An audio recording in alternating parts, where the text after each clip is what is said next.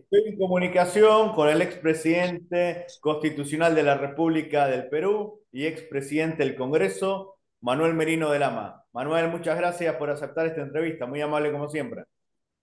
¿Cómo estás, Juan? En primer lugar, agradecer la oportunidad de estar en tu programa. Un saludo cariñoso y fraterno a los hermanos bolivianos y argentinos y sudamericanos que te siguen en tu programa. Más aún habiendo pasado la Navidad y las fiestas eh, de Año Nuevo. Esperemos que este nuevo año tengamos mejores perspectivas, tanto para Bolivia, para Argentina, para Perú y Ecuador, que está pasando una crisis realmente preocupante. Y en ese sentido estamos para poder compartir contigo esta entrevista. En este caso, tú fuiste electo 3 veces como congresista por Tumbes. Tumbes es un departamento fronterizo con Ecuador. ¿Qué nos puedes decir de lo que puede suceder en el Perú si uno no toma los resguardos del caso, ya que son países vecinos? Bueno, primero lamentar, nosotros en el periodo 2011-2016 logramos que la Municipalidad Provincial de Zarumilla done un terreno de 12 hectáreas para el Ministerio del Interior, para la Policía Nacional, para construir una escuela de la policía que pueda permitir capacitaciones internacionales, que pueda permitir en este caso enfrentar a las bandas criminales que están organizadas entre vecinos países. Recordemos que en el Perú y en Ecuador mucho existe la piratería en el mar, la delincuencia común, el sicariato, el tráfico de armas hacia Colombia, y se hace siempre por la frontera de Perú. Lamentablemente esta escuela se perdió por falta de iniciativa del Ministerio del Interior, el terreno estuvo donado, estuvo inscrito al nombre del Ministerio del Interior.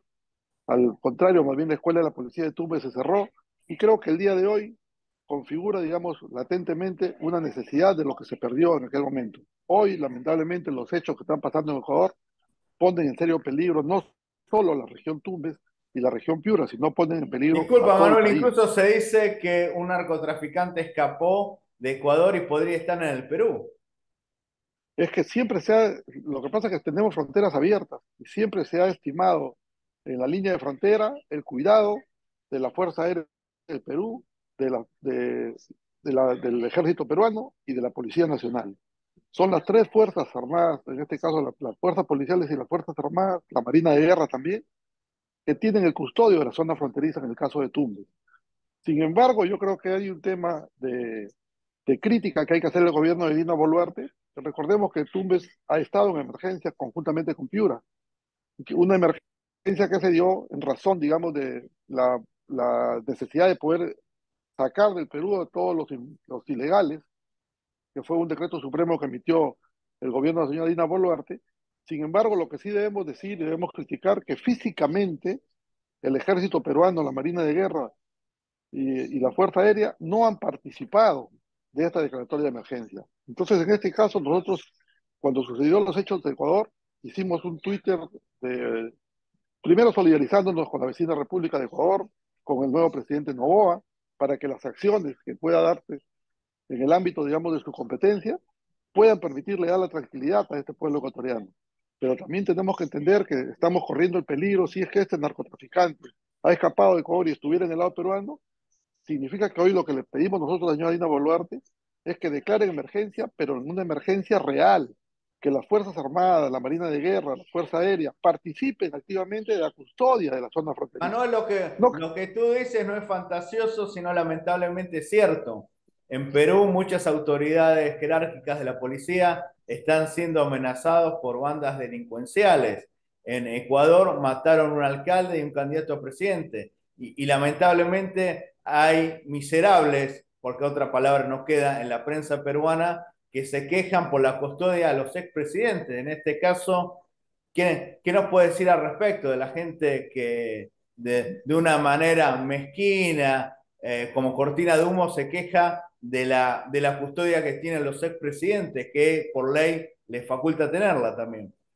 bueno, yo lamento que haya un tema de esta naturaleza. Creo que este es un tema ya trillado, es un tema que lo pone en el ámbito, digamos, de comunicación, aquellos, digamos, personajes que han vivido siempre en la política, que se han alimentado de la necesidad del pueblo peruano, que son parte del caviarismo que se ha institucionalizado en el Perú y que tratan de poner en el contexto, digamos, del pueblo peruano un tema de odio que ha sido recrudecido por la propia postura y el comportamiento que tuvo el presidente Castillo conjuntamente con la señora Dina Boluarte, y ellos pretenden con esto mantenernos entretenidos, hacer cortinas de humo. En el caso de Tumbes, particularmente en el caso, digamos, de la inseguridad, Pero no solamente, hay que evitar magnicidios en el Perú, por eso también los presidentes, sean de izquierda, derecha, buenos o malos, tienen que tener custodia.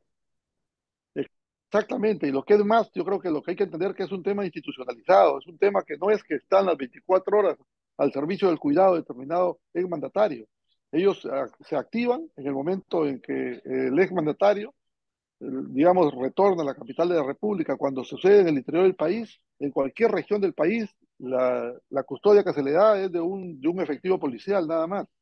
En el caso de Lima, lógicamente hay más cuidado. Recordemos que el tema nuestro fue un tema que fue prácticamente utilizado de manera, digamos, grotesca en contra de un mandato constitucional legítimo.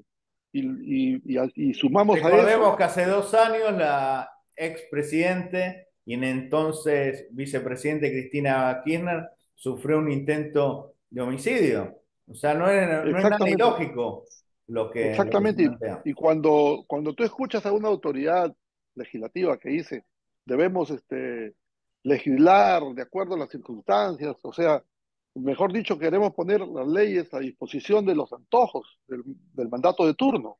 O sea, las leyes no pueden ser selectivas. Las leyes o se cumplen o no se cumplen. Y la Y en ley es este para caso, todos. Me exactamente, y en parece este que a caso, algunos les molesta que Merino tenga custodia, que por ley le corresponde, pero no le molesta que gente como Sagasti y Vizcarra la tengan. no, y lo que es más, Juan, y creo que es bueno decirlo, la ley tiene algunas distinciones. Aquellos personajes que están siendo investigados por actos de corrupción, así han sido mandatarios, no se les puede dar custodia policial, no se les puede dar el cuidado correspondiente. Entonces yo creo que al corrupto tienes que investigarlo. A la persona honesta, decente, que dio todo por el país, tienes que cuidarla, porque ahí tienes enemigos gratuitos, enemigos que están al acecho de ver en qué momento pueden ellos cobrar su venganza. Y en el caso particular nuestro, creo que hemos demostrado en demasía que los hechos que ocurrieron con el señor Vizcarra son hechos que se han testimoniado con el propio Poder Judicial de repente con alguna demora, porque yo creo que la justicia que tarda no es justicia. Y creo que lo que tenemos nosotros que incidir, aquellos que hemos tenido la oportunidad de tener mandatos constitucionales, aquellos que el pueblo nos ha dado la oportunidad de representarlos en el Parlamento Nacional y por un tema constitucional asumir la presidencia de la República, lo que tenemos es que exigir que las instituciones del Estado funcionen a cabalidad, que no permitamos de ninguna manera que los actos de corrupción, que los actos de inseguridad ciudadana, que los actos de quiebra económica puedan continuar sin que tengamos, digamos, un mínimo de expertise, de poder tomar alguna determinación que vaya en el ámbito de mejorar las condiciones de vida de cada uno, en este caso particular de los peruanos. En ese sentido, yo vuelvo a reafirmar lo que a nosotros nos, nos sucedió en el año 2020 fue legítimamente defensa de los 30 millones de peruanos. Y si el señor Vizcarra sigue en libertad formando partidos políticos es porque tenemos un ministerio público que no actuó de manera, digamos, apropiada en el momento que correspondía, que no tuvo una actitud, digamos, la propia fiscal de la Nación, la señora Zoraida Ábalos, de hacer una investigación veraz que permita determinar quiénes fueron los actores que en este caso, actuaron de manera deshonesta, de manera ilegal, y se fueron a un gobierno constitucional. Y ahí debería estar investigado el alcalde de Lima Metropolitana, el señor Muñoz. Ahí debería estar investigado y debería haber sido sancionado ya el señor Vizcarra, cuando la propia, digamos, fiscalía había determinado y había en conversaciones con gente allegada a ellos, que realmente el caso de Vizcarra era un caso También cerrado. tendría que ser sancionado el expresidente Ollanta porque instigó a las protestas cuando había una emergencia sanitaria, atentó contra la Y, salud pública y nadie dice y, no, nada de este sujeto. y no solamente él, recordemos que Sagasti dio de baja a 18 general de la Policía Nacional, debilitó la Policía Nacional, simplemente por legitimar la muerte de estos dos jóvenes que dicho sea de paso, las investigaciones claramente establecieron que no tenía ninguna participación la Policía Nacional de Perú. Sin embargo, de una manera, digamos, agilísima, el Ministerio Público tuvo la expertise de primero denunciarnos por acción y luego por inacción. O sea, hay una clara evidencia de que este tema fue un tema que hasta el día de hoy esos medios de comunicación que apañaron esta situación no quieren reconocer y siguen hablando de un gobierno ilegal, siguen hablando de una situación, digamos, que no es la correcta, pero y no hacen un acto de conciencia, de responsabilidad que han tenido ellos, que los momentos que vivimos el día de hoy es en gran parte responsabilidad de esos acontecimientos del año 2020. Muchísimas gracias, muy amable como siempre. Que viva el Perú. Un abrazo, Juan, y esperemos pues que las determinaciones que tome el presidente Noboa sean las más apropiadas para poder tranquilizar a la hermana República de Ecuador. Y en el caso de Perú, que la señora Dina Boluarte, más allá de hacer una declaratoria de emergencia, activamente las Fuerzas Armadas participen de la custodia de la frontera para no permitir que estos personajes mal habidos, algunos terroristas, puedan penetrar en la República de Perú y sean parte de la sumatoria de la inseguridad ciudadana que vivimos todos los peruanos. Un abrazo, que Dios te bendiga y será hasta una próxima oportunidad. Y un feliz año 2024 para todos tus oyentes, para todos tus seguidores y especialmente para ti y toda tu familia. Que Dios me lo bendiga. Un abrazo. Gracias igualmente.